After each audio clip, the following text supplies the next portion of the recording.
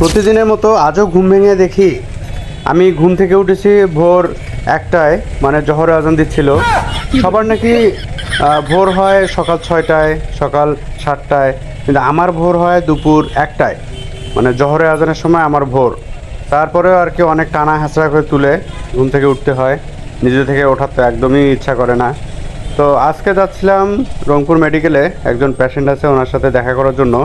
Mainly কিছু report আছে, report সংগ্রহ করার জন্য। তো এখন আছি আমি চেকপোস্টের সামনে। আজকে চেকপোস্টের সামনে দেখা যাচ্ছে কিছু ব্যারিকেড দিয়ে রাখছে। তো অনেকটা সময় গ্যাঞ্জামের আভাস পেলে এরকমটা করা হয়। কিছু দূরে অবশ্য কিছু সেনাবাহিনীকেও দেখলাম দাঁড়ায় আছে।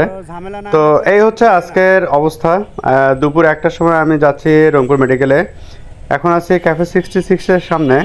তো আজকে অনেক যানজট দেখা যাচ্ছে রাস্তায়। রংপুরে মাঝে মধ্যেই কিছু দিনগুলোতে দেখা যায় যে এতটাই যানজট হয় যে বলার মতো না। কোনো রাস্তা ভালোভাবে খুঁজে পাবেন না এই যানজট এড়িয়ে যাওয়ার জন্য।